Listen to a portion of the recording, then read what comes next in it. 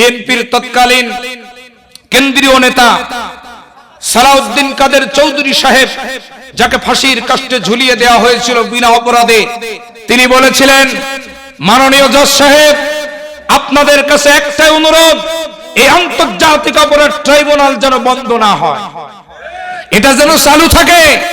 হতে পারে এমন একদিন আসবে এই ট্রাইব্যুনালেই তাদের ফাঁসির আদেশ হবে। হয়েছেও তাই। কথা বলেন ঠিক না ঠিক? আরো জোরে বলেন ঠিক কিনা? আমার দিনী ভাইরা, এজন্য বাংলাদেশের মানুষের তো ঈদের দিনের মতো খুশি হওয়ার কথা। কথা বলেন ঠিক কিনা? কত রক্ত ঝরেছে, কত চোখের পানি ঝরেছে, কত সন্তান হারা মা রাতের বেলা তাহাজ্জুদের সিজদায় পড়ে চোখের পানি ছেড়ে দিয়ে কেঁদেছে। আপনি কি মনে করেছেন সেই চোখের পানি আল্লাহ কবুল করেন নাই? একজন আল্লাহ কবুল করেন নাই? আমার দিন ভাইরা, আমার বাবাজিরা, এজন্য বাঘের বাচ্চার মতো আওয়াজ দেবেন। বাংলাদেশের মানুষ জীবন দিতে শিখে গেছে, রক্ত দিতে শিখে গেছে, জালেমদেরকে কিভাবে পিছনে হটাতে হয় বাংলাদেশের মানুষ সেটা শিখিয়ে দিয়েছে, দেখিয়ে দিয়েছে গোটা পৃথিবীকে। সুতরাং একজন মুসলমান যতদিন বেঁচে থাকবে তাদের সুর কারো কাছে নত হবে না, কথার ভলিউম, কথার ভয়েস নরম হবে না। আল্লাহ দ্বীনের জন্য সবাই বাঘের বাচ্চার মতো, সিংহের মতো ময়দানে থাকতে হবে। রাজি আছেন কারা কারা? দুই হাত তুলে আল্লাহকে দেখা।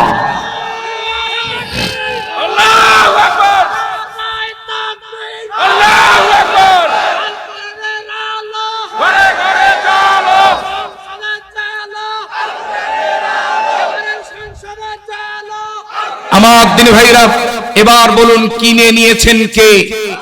আরো জোরে বলেন, কে? কাদের কাছ থেকে কিনেছেন? মুমিনদের কাছ থেকে।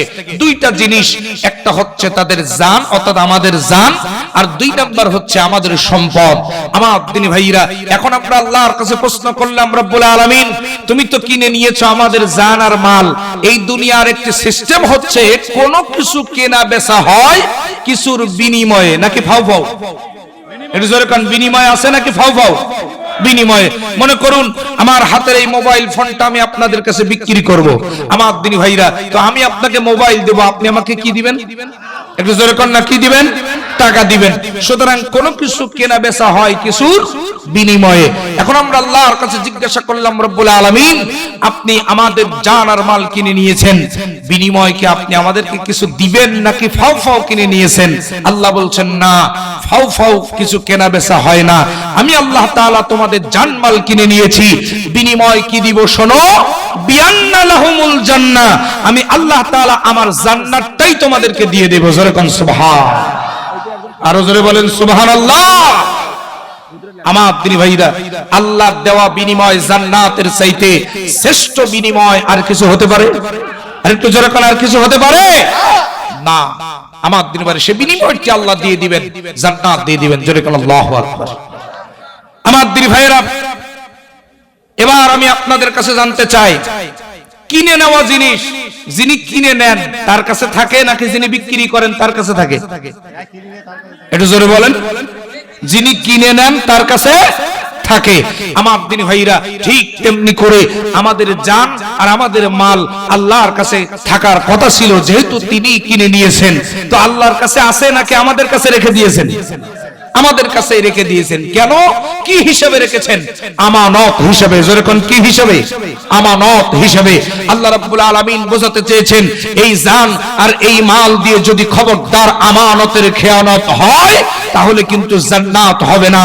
আর এই জান আর এই মাল যদি আমানতের খেয়ানত না করে আমার রাস্তায় ব্যয় করতে পারো তাহলেই বিআন্না লাহুমুল জান্নাহ, আমি আল্লাহ জান্নাত দিয়ে দেব। জোরে কোন সুবহান। বাংলাদেশের ঐতিহ্যবাহী জেলা, শহীদের রক্তে স্নাত জমিন, নীলফামারী জেলার সদর থানার অন্তর্গত দক্ষিণ বালাপাড়া বাইতুল আমান জামে মসজিদের উন্নয়ন কল্পে আলোচনা শুরু করার পূর্বে আমি আমার অন্তরস্থল, হৃদয়ের কোন্দল, মনের মণিকোঠা থেকে আপনাদের উদ্দেশ্যে সশ্রদ্ধ সালাম জ্ঞাপন করছি। কারো জবান বন্ধ থাকবে না, স্বতঃস্ফূর্ত ভাবে কৃপণতা না করে সালামের জবাবটা দিয়ে দেন। আসসালামু আলাইকুম ওয়া রাহমাতুল্লাহি ওয়া বারাকাতুহু।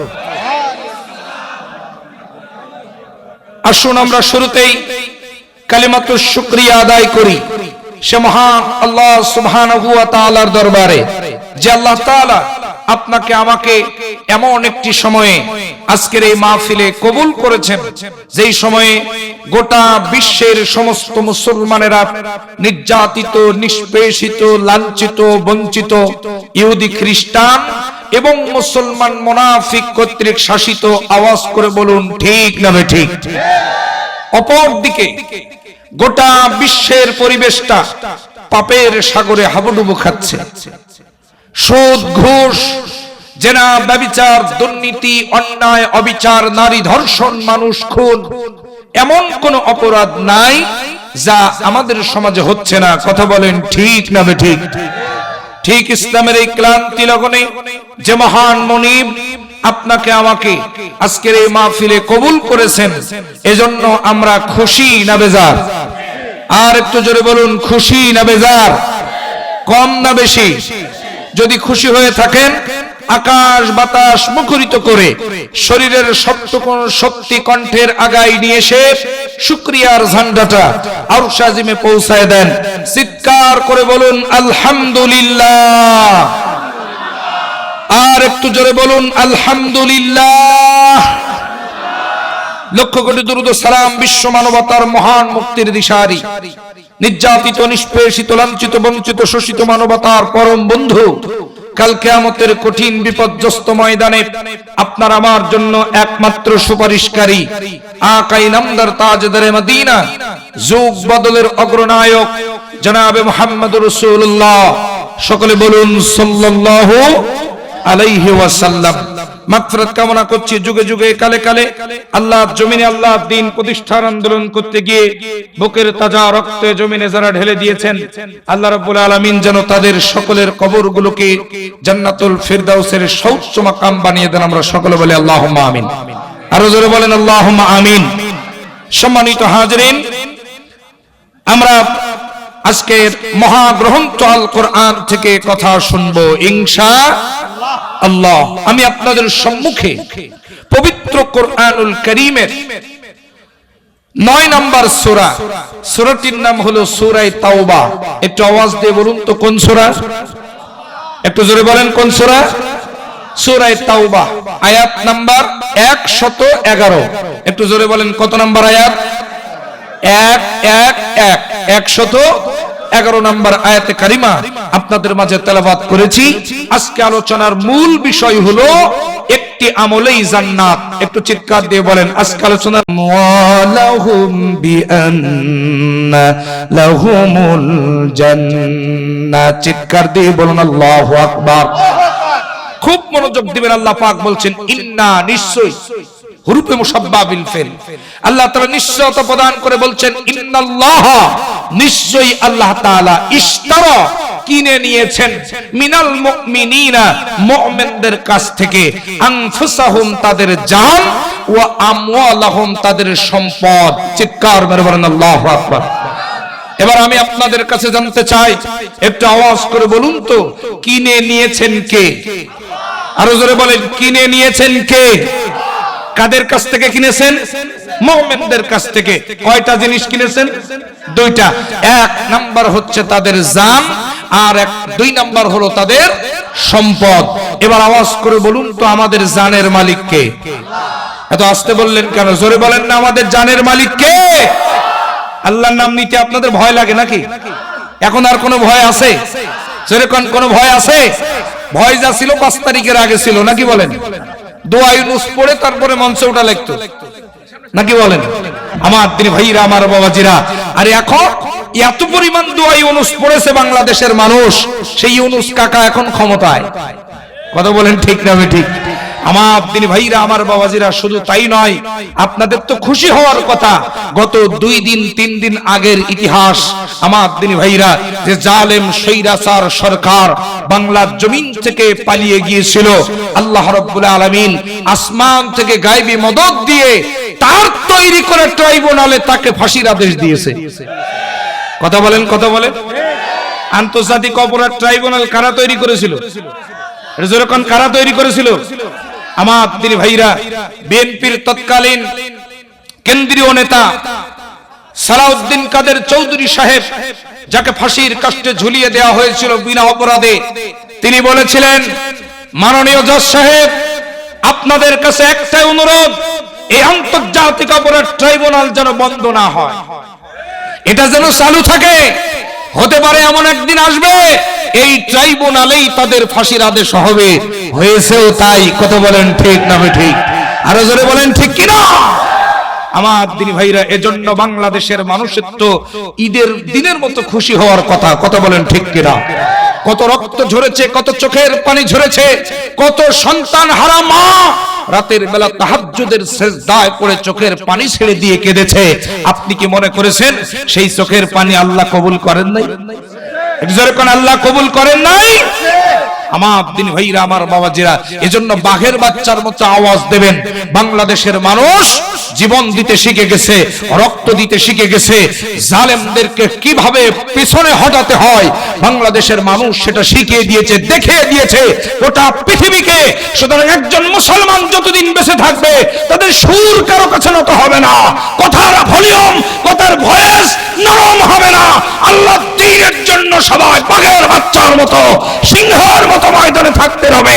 রাজি আছেন কারা কারা? দুই হাত তুলে আল্লাহকে দেখা।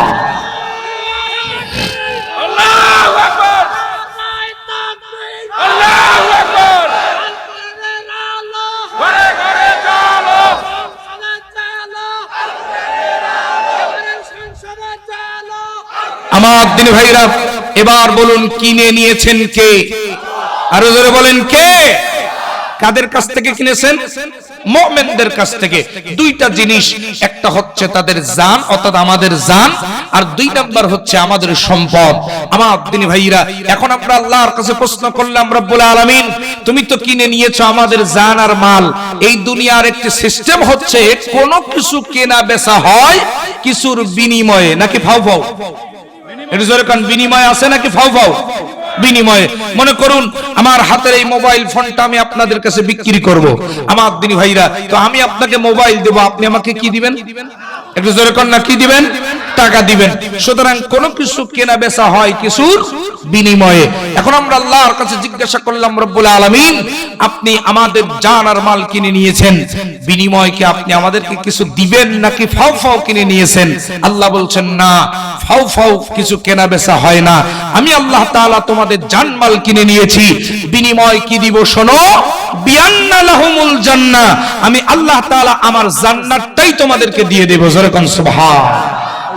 আরো জোরে বলেন সুবহানাল্লাহ। আমার দিনী ভাইরা, আল্লাহর দেওয়া বিনিময় জান্নাতের চাইতে শ্রেষ্ঠ বিনিময় আর কিছু হতে পারে?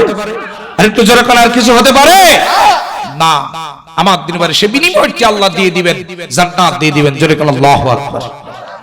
আমার দিনী ভাইরা, এবার আমি আপনাদের কাছে জানতে চাই, কিনে নেওয়া জিনিস যিনি কিনে নেন তার কাছে থাকে নাকি যিনি বিক্রি করেন তার কাছে থাকে? একটু জোরে বলেন।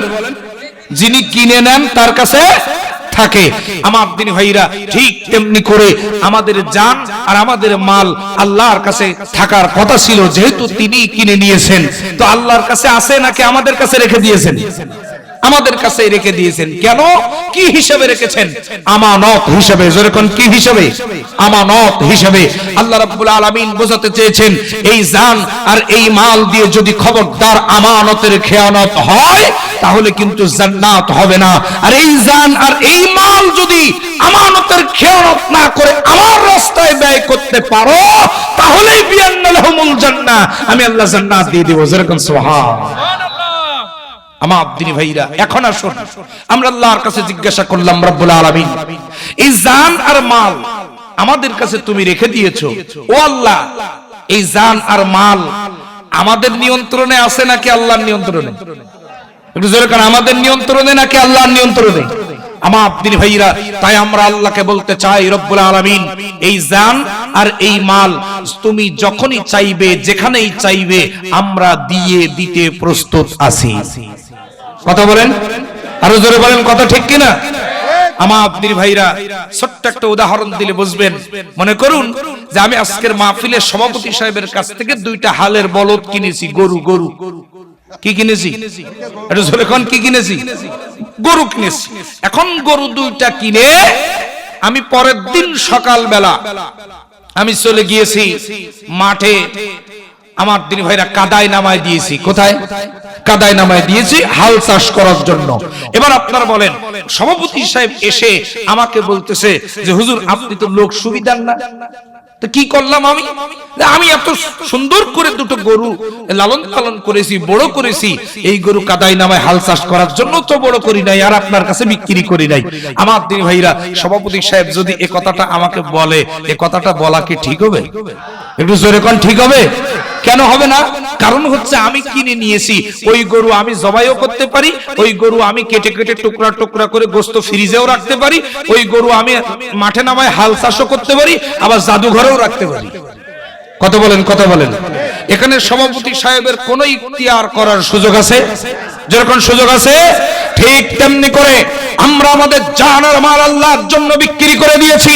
শপথ গ্রহণ করেছি রব্বুল আলামিন, তুমি যখনই চাইবে তোমার দ্বীনের জন্য আমাদের জান আর মালকে উৎসর্গ করে দেব। তুমি যদি চাও আগামীর বাংলাদেশকে কোরআনের বাংলাদেশ বানানোর জন্য রাজপথে গুলি খাওয়ায় আমাদের জানকে তুমি বিদায় করবা, আমরা রাজি আছি। তুমি যদি চাও আগামীর বাংলাদেশকে কোরআনের বাংলাদেশ বানানোর জন্য আমাদেরকে ফাঁসির কাস্তে ঝুলিয়ে এই জীবনকে বিদায় করবে, আমরা তাও রাজি আছি। তুমি যদি চাও আবারও জালিমের কারাগারে আমাদেরকে ধুকে ধুকে মারবে, আমরা সেটাও রাজি আছি। তোমার জান, তোমার মাল তুমি যেখানে খুশি সেখানে ব্যয় করতে পারো, ব্যবহার করতে পারো, আমাদের কোনো আপত্তি নাই। কথা বলেন ঠিক কিনা? আমাদের কোনো আপত্তি আছে? কোনো আপত্তি নেই।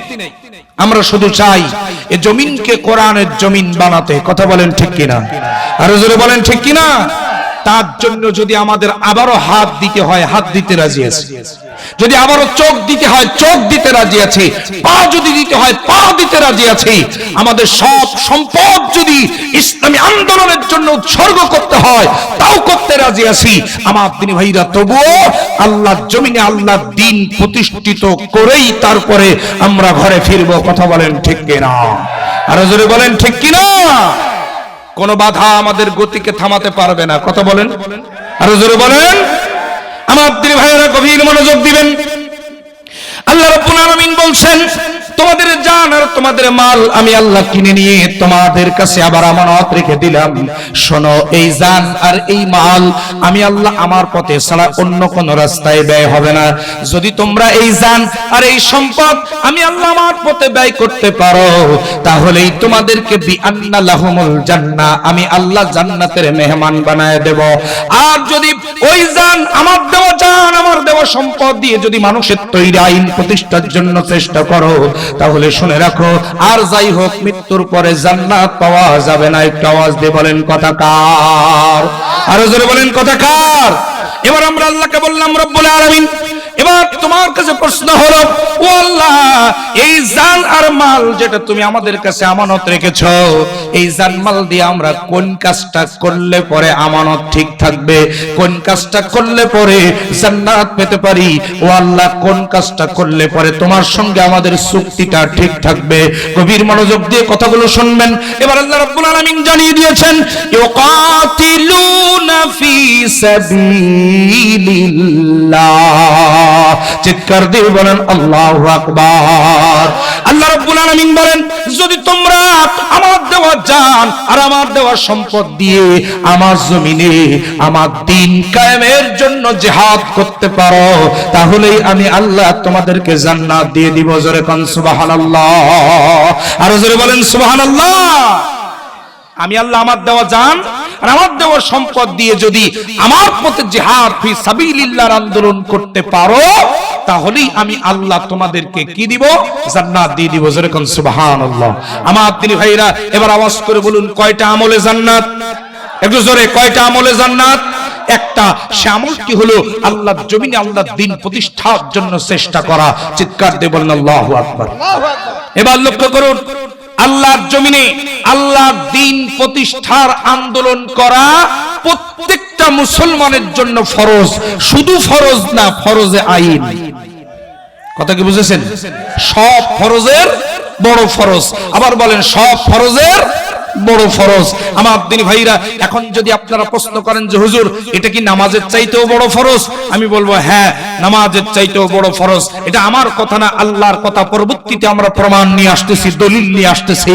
আমার দিনী ভাইরা, আপনি যদি বলেন যে হুজুর জিহাদ ফি সাবিলিল্লাহর আন্দোলন করা কি রোজার চাইতেও বড় ফরজ, হ্যাঁ অবশ্যই রোজার চাইতে বড় ফরজ। হজের চাইতেও বড়, হ্যাঁ হজের চাইতেও বড়। যাকাতের চাইতেও বড়, হ্যাঁ যাকাতের চাইতেও বড়। দান সদকার চাইতে বড়, হ্যাঁ দান সদকার চাইতে বড়। পৃথিবীতে যত আমল আছে সব আমলের বড় আমল হলো যে জমিনে দিন কায়েম নাই, ওই জমিনে দিন কায়েমের আন্দোলন করা। আরো জোরে বলতে হবে, কথা ঠিক কিনা? আমার দিনী ভাইরা, এবার লক্ষ্য করেন, জিহাদের কথা শুনলে অনেকের মনের মধ্যে ভয় লাগে। আছে না, আছে না, আছে না?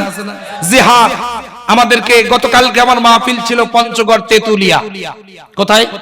পঞ্চগড় তেতুলিয়া। আমার দিনী ভাইরা, আমার বাবাজিরা, স্টেজে ওঠার আগে আমাকে বলে দেয়া হচ্ছে, হুজুররাই বলতেছে, হুজুররা চাপে পড়ে বলছে, হুজুর আজ যাই করেন অন্তত এই জিহাদি আলোচনাটা বাদ দেবেন, রাজনৈতিক কোনো বক্তব্য দেবেন না। আমার কথা হলো, রাজনৈতিক বক্তব্য আমি দিব না, ঠিক আছে? কোরআনের মঞ্চে নেতৃবৃন্দ কেউ দাঁড়িয়ে কোন প্রার্থীর পক্ষে ভোট চাইতে পারবে না। কথা বলেন ঠিক কিনা? আরো যারা বলেন ঠিক কিনা?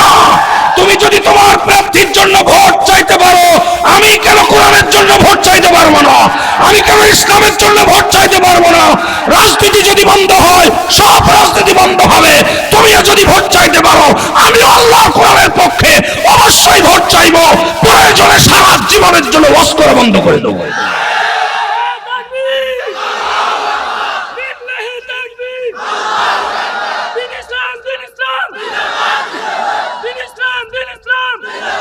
আমাদেরকে আপনি বলবেন যে কোরআনের মাহফিলে রাজনীতি করবেন না, আর আপনি আপনার নেতার পক্ষে ভোট চাবেন, এটা তো হতে পারে না। কি বলেন? কিছু বলবেন? আচ্ছা আমার দিনী ভাইরা, আমার বাবাজিরা, সুতরাং একটা কথা স্পষ্ট, আমরা কোন দলের পক্ষে ভোট চাওয়ার জন্য এখানে আসি নাই। আমরা কোন দলের পক্ষে ভোট চাই না। আমরা আল্লাহর কোরআনের কথা বলতে চাই, আল্লাহর কোরআনের পক্ষে মানুষদেরকে আহ্বান করতে চাই, আগামীর বাংলাদেশকে কোরআনের বাংলাদেশ বানাতে চাই। কথা বলেন ঠিক না বেঠিক? আমার দিনী ভাইরা গভীর মনোযোগ দিবেন। সব ফরজের বড় ফরজ হলো আল্লাহর জমিনে আল্লাহর দ্বীন কায়েমের জন্য চেষ্টা করা। যে জমিনে আল্লাহর দ্বীন কায়েম নাই, ওই জমিনে আল্লাহর দ্বীন প্রতিষ্ঠার জন্য আন্দোলন করা। এবার লক্ষ্য করেন, দুটি প্রমাণ আমি আপনাদের মাঝে তুলে ধরব। সব ফরজের বড় ফরজ হলো জিহাদ ফি সাবিলিল্লাহর আন্দোলন করা। এক নাম্বার প্রমাণ হলো, আমি গোটা কোরআনটা গবেষণা করেছি, গভীর মনোযোগ দিয়ে দেন। আল্লাহ রাব্বুল আলামিন কোরআনুল কারীমের মধ্যে যতগুলো বিধান দিয়েছেন, বিধান ভালো করে বুঝবেন। যেমন নামাজ একটা বিধান, রোজা একটা বিধান, হজ একটা বিধান, যাকাত একটা বিধান, দান সদকা একটা বিধান। পিতামাতার খেদমত করো, চুরি করো না, ডাকাতি করো না, জেনা করো না, ব্যভিচারী করো না। সবগুলো মিলে যতগুলো বিধান কোরআনুল কারীমের মধ্যে আল্লাহ দিয়েছেন, ওই বিধান সম্বলিত যত আয়াত আছে, ওই আয়াতকে এক জায়গায় করলে সংখ্যা দাঁড়ায় 500টা। কয়টা? একটু জোরে বলেন, কয়টা? 500টা। ভালো করে বুঝবেন আমার দিনী ভাইয়েরা। এবার লক্ষ্য করুন, গোটা কোরআনুল কারীমে আপনি গবেষণা করুন, সব বিধান মিলে আয়াত হলো 500। এবার লক্ষ্য করুন, আল্লাহর কোরআনুল কারীমে গবেষণা করে পাওয়া যায় শুধুমাত্র, কেবলমাত্র, একমাত্র একটা মাত্র বিধান, যার নাম হলো ইউকাতিলুনা ফি সাবিলিল্লাহ। আল্লাহর জমিনে আল্লাহর দ্বীন প্রতিষ্ঠার জন্য চেষ্টা করা, প্রচেষ্টা করা। জিহাদ মানে জঙ্গিবাদ নয়, জিহাদ মানে মানুষকে লাঠি সোটা দিয়ে ইসলামের মধ্যে ঢুকালেন, এটা নয়। জিহাদ মানে বোমা মেরে ইসলাম কায়েম করলেন, এটা নয়। জিহাদ মানে হলো আপনার লক্ষ্যকে মাকসুদে মঞ্জিলে পৌঁছে দেওয়ার জন্য সর্বান্তক প্রচেষ্টা করা। আমাদের লক্ষ্য হলো আল্লাহর জমিনে কোরআনের রাজ কায়েম হবে, এই লক্ষ্যে সর্বান্তক প্রচেষ্টা করার নামই হলো জিহাদ।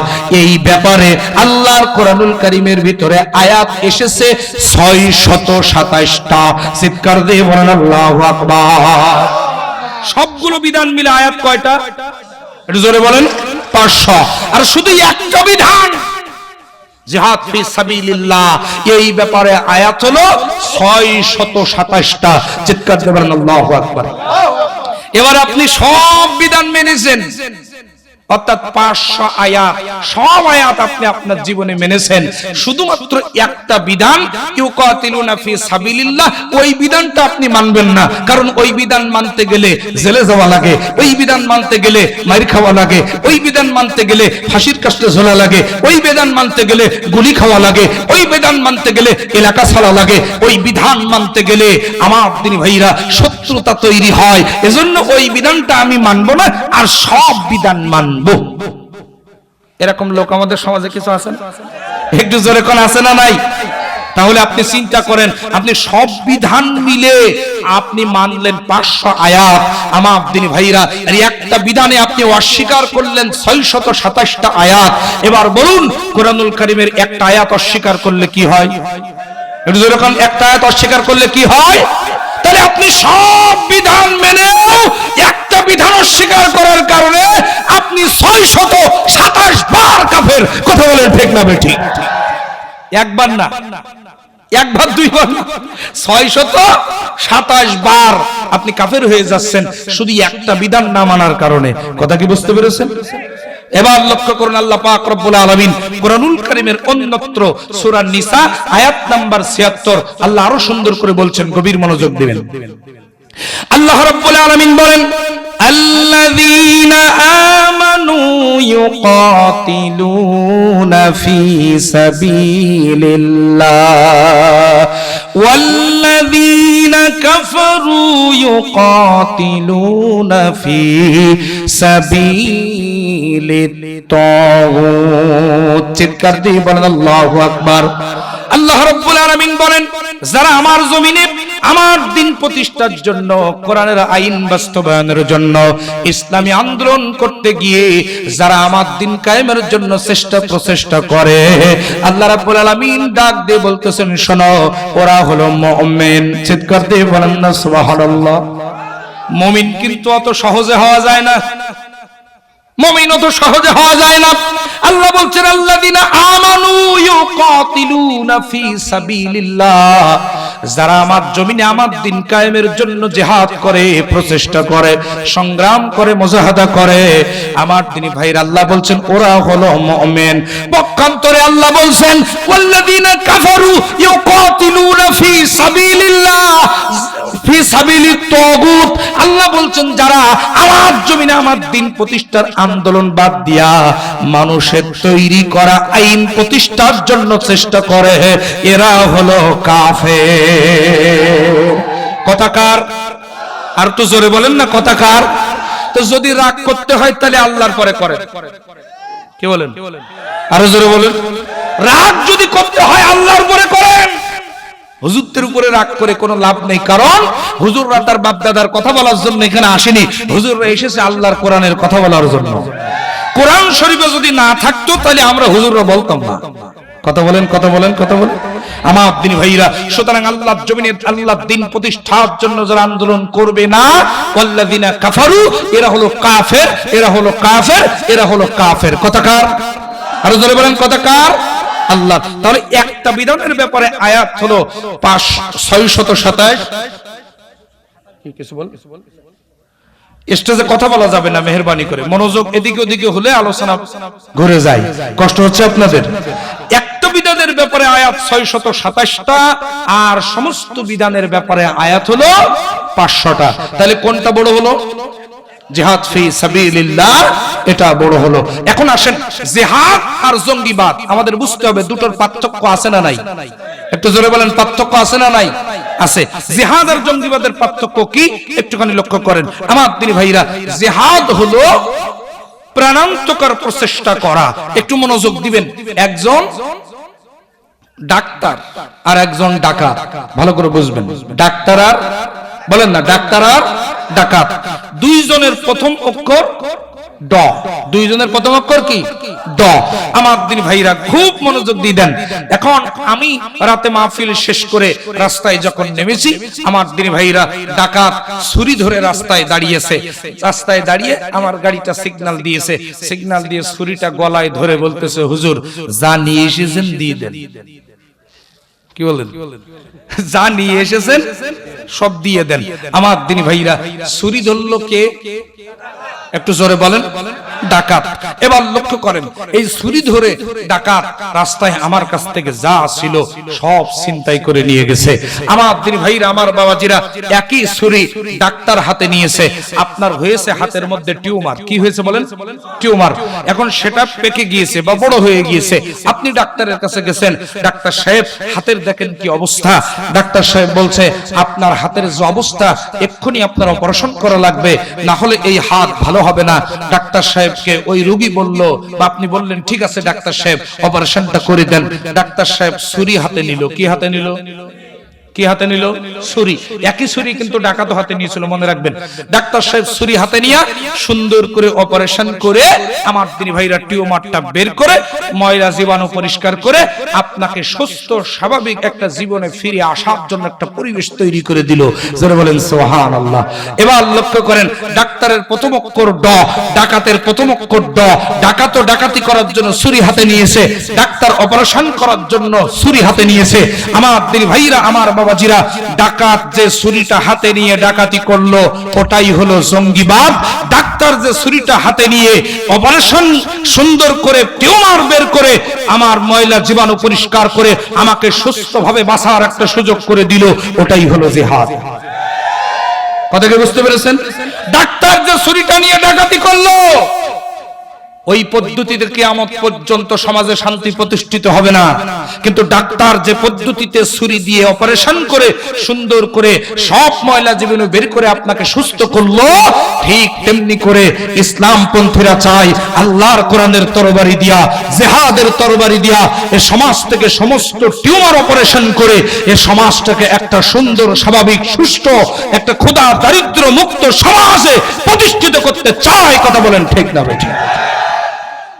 এজন্য যদি কেউ জিহাদের বিরোধিতা করে, সে মুমিন থাকে না, মুসলমান থাকে না, কাফের হয়ে যায়। আর একটা কথা শুনে রাখেন, জিহাদ আর জঙ্গিবাদ দুটো আলাদা জিনিস, যেটা বোঝালাম। জিহাদের সাথে জঙ্গিবাদের কোনো সম্পর্ক নাই। জঙ্গিবাদ এসেছে কয়েক বছর আগে, আর জিহাদ এসেছে ১৫০০ বছর। ফরজ বিধান ইবাদত হচ্ছে জিহাদ, আর জঙ্গিবাদ হলো আমার দিনী ভাইরা মানুষের তৈরি করা। এই পদ্ধতিতে কিয়ামত পর্যন্ত সমাজে শান্তি প্রতিষ্ঠিত হবে না। কথা কি বুঝতে পেরেছেন? এজন্য জিহাদকে ভয় পাওয়ার কোনো সুযোগ নাই, বরং জিহাদকে বুকের মধ্যে লালন করে এই সমাজটাকে পরিবর্তন করার জন্য আপনাকে আমাকে চেষ্টা করতে হবে। কথা বলেন ঠিক কিনা?